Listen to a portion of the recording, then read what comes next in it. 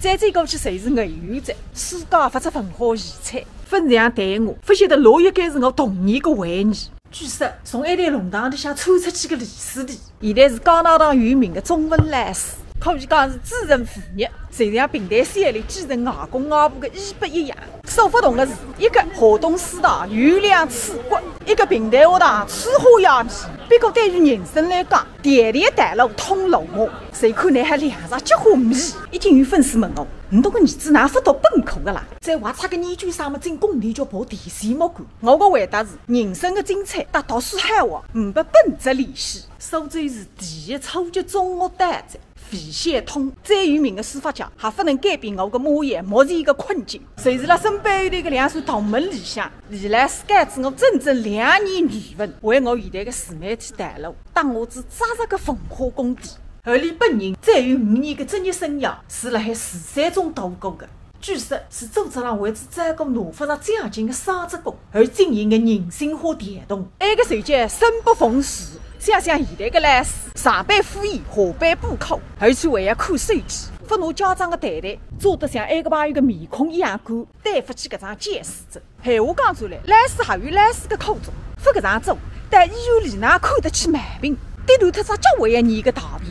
那么再讲，医生还有一大笔的口水，不喊到念大便，那还买得起房子？一顺利传了绍华新村等差钱，总归不是桩生意经文。学堂小单讲南溪之上3，一个小学同学的屋里，名字已经忘记脱在，只晓得离个水一长一短。南溪之上一转弯，也是一个小学同学的屋里，水生出来但差不多，谁是两只脚不一样长，为啥还面孔不难看？大树上一转弯，历史文化街区滨江路一带子，自从开展透透，从礼拜一到礼拜日，从早浪到夜里。每时每刻，尬得一天时光，3年月人，报复性消费，想想也正常。就算吃过时嘛，还有放风的辰光。滨江路一过节，就是财务市场，世人相识的民宿。1年半之前，曾经免费再来过一张，分量再松，面皮再厚，写起来最吓人的白眼狼。一顿早饭竟然吃脱我10只生煎馒头，再加一碗翡翠汤。3只生煎馒头，肚皮的一拉咕噜咕噜尖着，每道来侪排队。今朝人数3个，随便呢还要毛1块吃吃。传说当中，全苏州市最好吃的蛋汁大佬，弹弓是真的好吃。那个朋友当我一样，辣海依山吐水，排子半个钟头蛋总算吃着只。早上们吃到肉啊，这是个米粉。对对对。小盖给吗？包是真的包。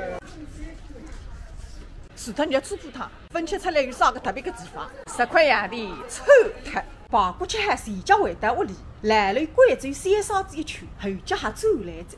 对味道，两叔叔他们以为弄散音，这样刮脱总归年纪轻点的咯。12天分看见。是的。来，嘴巴张开来，张嘴巴吃牙。你眼睛张开来了，眼睛闭了我啥去了？你看啦，嘴巴抿得个进来。那么现在每道鱼也侪在那个？